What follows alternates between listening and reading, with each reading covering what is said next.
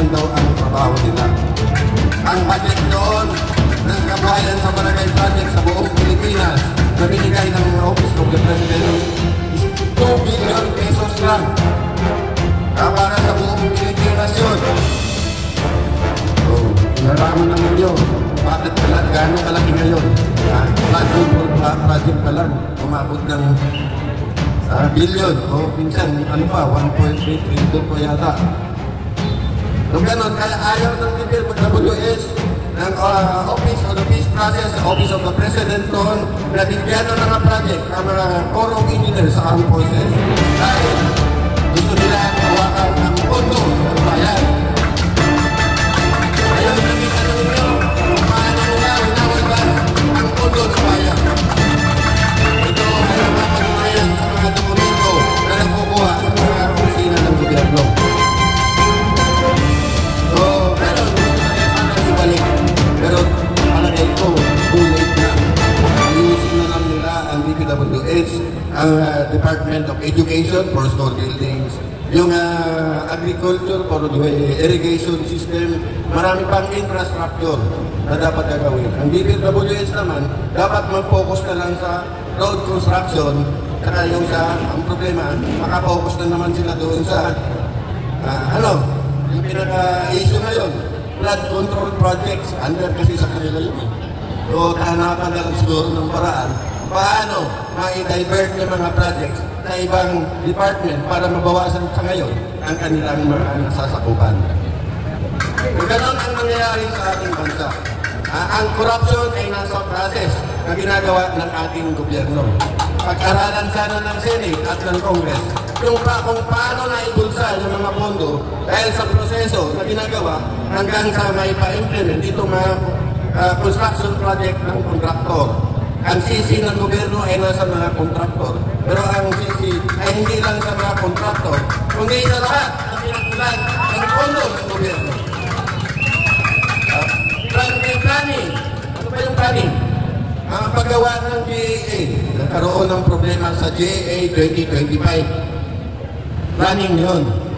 Ang details, ang gumagawa ng details ng project, implementing agency.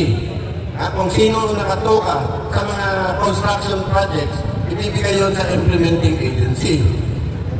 So kung may sabit, paano may bulsa?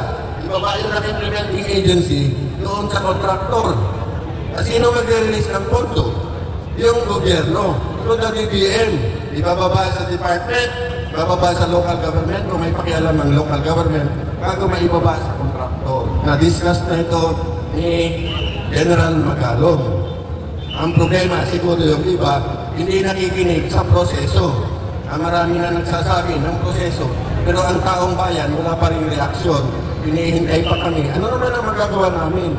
O konti lang naman kami. Mas marami yung taong bayan na dapat nakakaalam kung ano ang nangyari sa ating bayan. So, kung may question kayo, dapat magtanong kayo. Ano na sa mga vlogger?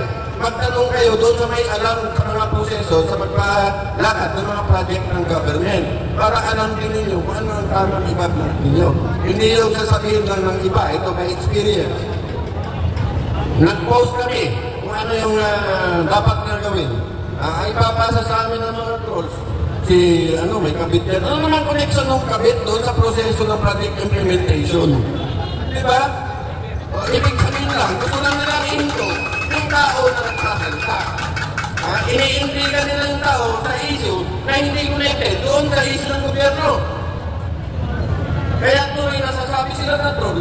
Kasi alam mo na, lumalabas tuloy na nagiging bobo sila. Issue ang pinag-uusapan, hindi yung karakter ng tao.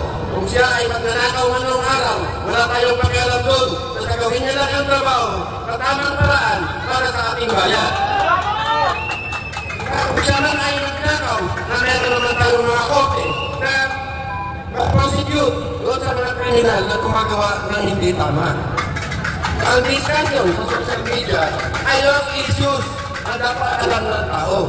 Hindi yung bashing, saka hindi yung mga fake news, hindi yung mga propaganda na ginagawa ng mga trolls. Kaya tuloy na tatawag yung iba ng trolls. Talaga naman, pag trolls, bobo yun eh. Malalaman naman natin, pag-troll ka, bobo ka, hindi na nabayaran ng ka, o talagang bobo ka. Yun lang ang kaya po, na sa susunod na magkakaroon tayo ng pag-uusap sa tamang paraan. Yun ang gusto namin, kaming mga retired. Sana, hindi na sana kami lalaban eh. Sawa na kasi kami, kagaya sa akin. 5 beses na ako na-ambos. Ngayon, buhay pa, masamang mo siguro ako. Diba? Sabi nila siya, masamang tumatamo ka siguro, kahit hindi ka namatay. Pag inusto ng Diyos, mabubuhay tayo. Napapasalamat tayo sa Diyos at binuhay tayo para makatulong hindi lang sa ating sarili, kundi para sa ating bayan. Kaya ipaglaban natin ang katotohanan at kayo ang makakatulong sa amin. Maraming salamat. Maraming salamat kay Retired General Felizardo Simoy. Palakpakan natin. Marami na pong dumarating, nakikita natin. Nandito na po si Atty. Manny Luna. Mga volunteer lawyers ito. Nandito rin po ang agent ng bayan.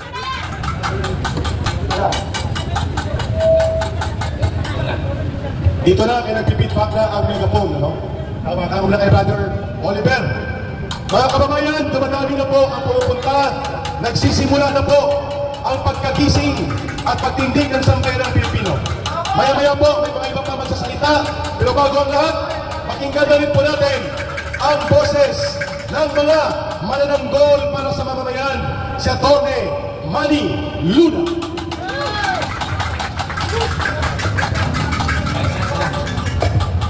Magandang gabi sa inyong lahat. Bago ako dumating dito, may panawagan na ako sa ating mga mamayan na lumabas sa mga kalye, lumabas sa kanilang mga bahay at kondenahin ang korupsyon sa Pilipinas. Umabot na po sa sukdulan ang korupsyon sa gobyerno. Meron po akong alam sa paglaban sa korupsyon dahil ako ang unang nagbuo ng ideya kasama si the late BACC Chairman Dante Jimenez sa Presidential Anti-Corruption Commission. Isa po ako sa mga unang na-appoint na commissioner ng Presidential Anti-Corruption Commission. Ako po si Commissioner Atty. Benito Manny Luna. Ang BACC sa unang araw ng presidency ni Pangulong Marcos Jr. ang unang opisina na in-abolish niya. Bakit? Bakit mo i-abolish ang PACC? Merong pinaplano. Kaya ngayon, pilit niyang pinubuhay ang sinasabi ng Independent Commission. Ano? Kagaangin ba yan na mali ang ginawa niyang pag-abolish sa PACC? Yan ang tanong ng mga mamayan ng Pilipinas ngayon. Dahil suktura na ang korupsyon, bakit sinasabi niya buhayin natin ang PACC? Hindi ba kakanahan yan? Kalokohan yan? Diba? Bakit? Cover up yan para sa akin. Tatakpan nila ang mga mastermind. I-escape route nila ang mga ibang opisyal, district engineers at contractor. Hindi natin sinasabi na hindi dapat managot itong mga taong to. Dapat managot sila dahil gumawa sila ng korupsyon at pandarambong. Pero dapat mas mapanagot ang mga kongresista at mga senador kung sila ay tiwaling. Hindi natin sinasabi na lahat sila ay tiwaling. Ang mga tiwaling magpapakas lamang at kongresista ang dapat managot sa pandarambong ng pundo ng bayan. Bakit ang Clayton pilit iniimbestigahan ang kanilang sarili? Marano? Congressman Abante, Congressman Ridon, at iba. Anong takay ninyo dyan? Kundi cover up. I-cover up! Huwag natin paniwalaan ang Clayton na yan. It's a cover up. Ayaw nila limitahan. For example, si Saltico. Bakit? Si Saltico ang mas isa sa mga mastermind di ano ng kalokohan involving 1.23 trillion pesos na hindi nila pera. Pera po yan ng taong bayan. As a former commissioner, I can lead you to the anatomy of corruption sa Pilipinas. Tutulong ako sa sa Senate Ribbon Committee, sa Office of the Ombudsman, at sa COA, ilalabas ko lahat ang tao nila. Yan po ang pangako ko sa taong bayan. I am only loyal to the Filipino people. At bago ako dumating dito, may nalaman po tayong napakalaking balita. Maraming grupo, business groups, at ang Integrated War of the Philippines sumusuporta sa taong bayan. Maraming salamat, IBP at IBP na dito sa Ortigas. Kasama ng ating ang Integrated War of the Philippines. Maraming salamat sa Board of Governors. Maraming salamat, National President at mga executive officers and chapters all over the Philippines of my organization, the Integrated War of the Philippines. Hindi ko nakabayan ng aking speech. Hingi ako ng tulong sa pamayan. Bigyan niyo ako ng impormasyon. Hihimayin ko. Ipapasa ko kay Eric Celis at sa mga kasama ko. Ipoprogram natin ang baho ng mga kongratista, ng mga mapapatas na tiwali, at kakamitin natin ang batas to the full force of the law against them. Dapat sila makulong. Dapat! Ang pera na ninakaw nila sa ating bayan. Maraming salamat po. Mabuhay si Atty. Manny Luna! Ang tao, ang bayan, ngayon ay lumalaban! Ang tao, ang bayan, ngayon ay lumalaban! Isabay-saba! Bayan, bayan, bayan ko! Bayan ko! Di patapos ang laban mo! Di patapos ang laban mo! Gobyernong magnanakaw! Gobyernong magnanakaw! Labanan mo, itakwil mo!